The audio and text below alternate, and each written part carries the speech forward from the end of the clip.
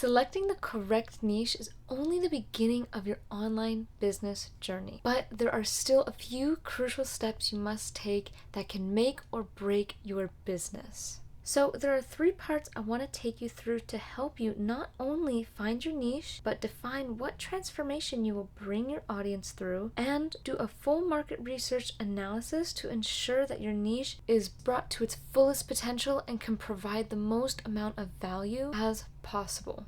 Now, picking a niche can definitely be tricky for some, and I know it was for me. You may just be starting out, or maybe you just don't have a lot of experience in that area, but you wish to create an online business around it. Don't worry now, I'm in the same boat. Section 1, finding your niche. First part I want to bring you guys through is what's known as finding your Ikigai. This is a chart that consists of 4 key parts that will all come together into one. That is your Ikigai. What you love, what you're actually good at, what the world needs, and what you can get paid for. Now, let's dig a little bit deeper into each of these, and I highly, highly recommend that you start writing these down and really locking it in. I have also just created my very first Niche Finder workbook, which pretty much covers everything in this video, but more, and it allows you to work at your own pace. So if you're ready to take your first step, and the most important, be sure to go click the link down in the description and I will send it on over to you for free. Now, this first section is what you love. This can either be some of your burning passions or something that just really, really makes you happy when you're doing it. You don't necessarily need to be an expert, but you just need to enjoy doing it. So list out a couple things on your piece of paper.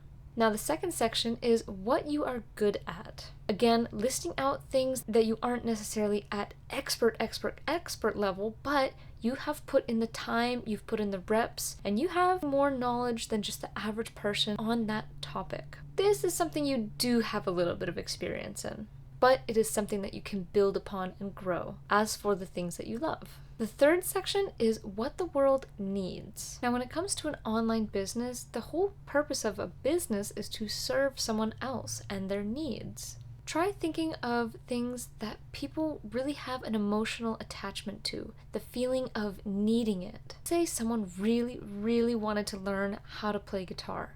It's not just about playing the guitar, it's the feeling they have when doing it. It might not be what everyone needs, but it's what your specific target audience will need, and we'll get into that in a little bit. You can also go a little bit more broad in thinking maybe the more specific when it comes to solving other people's needs, the better. So list out 4 or 5 things you're familiar with and that you'd be interested in learning more about that can serve other people's specific needs. The fourth section is what you can get paid for, and it's in the name. You're starting an online business. These are problems that you will solve to ultimately get paid for. In this world, you can get pretty much paid for anything, and information is at the top of everybody's list. We all want to learn how to do things. We all have needs. We all have lots of questions. And when you're solving a very, very specific problem for someone who has a very high pain point around that problem, you can be paid for it.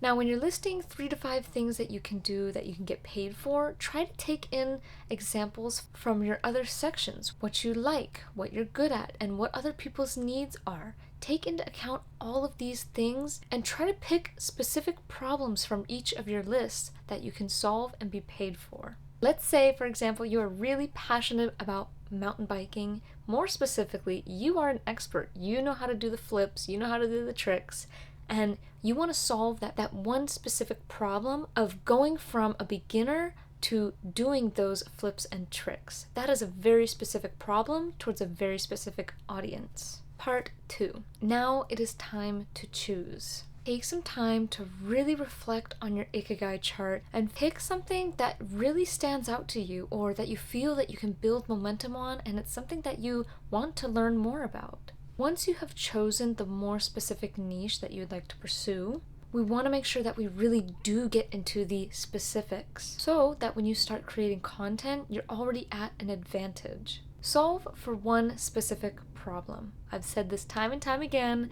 and that is the key to starting an online business. Take your general niche and choose one very specific problem to solve for one specific target audience. Example, my niche is how to start an online business, but it goes deeper than that. It's finding the systems and the little tips and tricks that some beginners may not look at. But my goal and transformation for you is to go from absolutely zero knowledge to starting your first online business and generating real results. Then I can go into all of the little sub niches that go with starting an online business, like finding a niche or building your first website. Now what we want to do is define your target audience. You want to know exactly who you are talking to so that you can provide the most amount of value for that person. An example, back to the mountain biking niche, the specific problem you want to solve is how to do flips and tricks. Now, your target audience obviously wouldn't be somebody who is just learning how to ride a bike.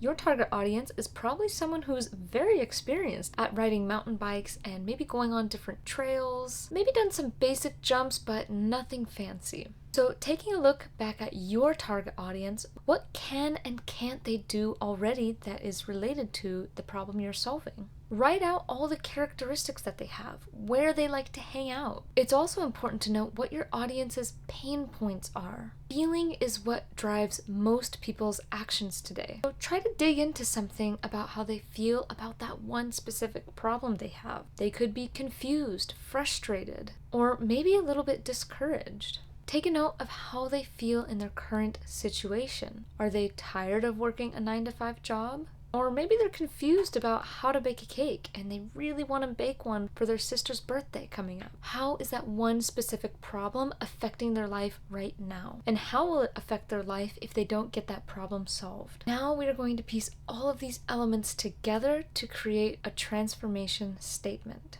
This will be the statement that leads your business. The client will know exactly what they're getting out of your business, touching on their pain points, showing them a glimpse of where they are and where they can be in the future, and showing them by what you have to offer can get them to where they want to be. This outline should be along the lines of, I help specific target audience plus their pain point achieve resolution of their pain point by your solution to their problem, aka your product or service. My example is I help people who are struggling and wanting to quit their 9-to-5 gain their freedom of time, money, and location by building a sustainable online business that brings values to others while supporting a life you love. This will be the transformation statement that you will use for your overall business and channel.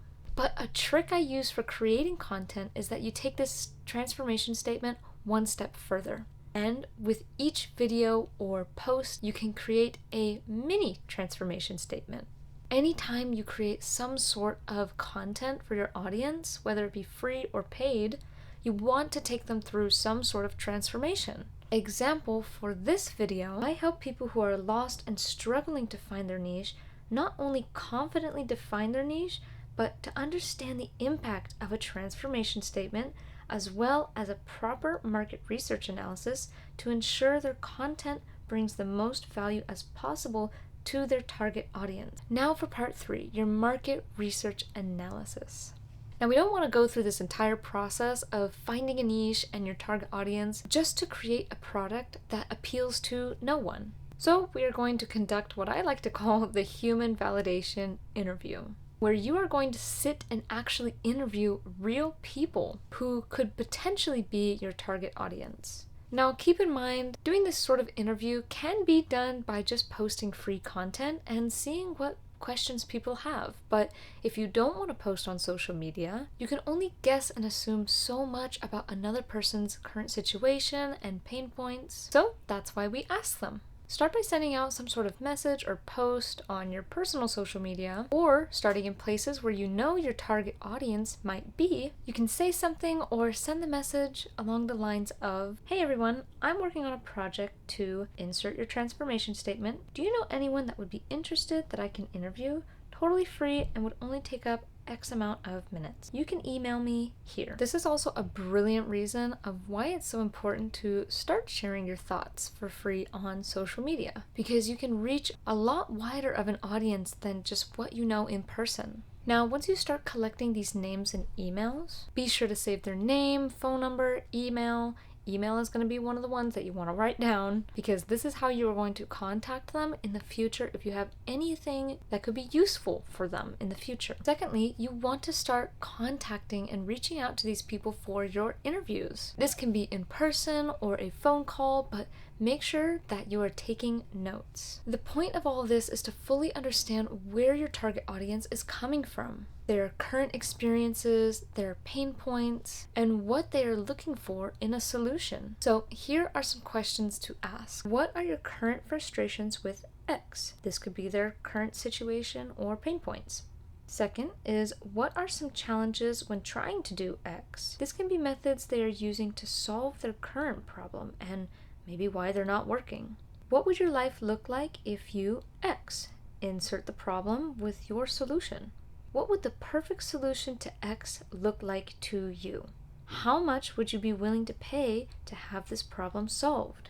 These questions will help you form ideas for your content and your product, and to honestly see if it's really in demand. You wouldn't want to have to invest all this time into creating a product, which does take a long time, just to find that absolutely nobody is willing to pay for it. Their pain obviously isn't sufficient enough for them to live without it. That, or you should probably try to shift who your target audience is or shift the problem that you are solving. Once you've gone through at least 50 to 100 of these interviews, you should by now have a very good understanding of what elements needs to be shifted. And maybe you're right on track with some of their pain points and their problem that you're solving and choose to create a product around it. This is also why you want to take notes of kind of who passed the interview and who didn't, because if you do proceed to making a product, you want to start advertising this product out to the people who did find it fit for them.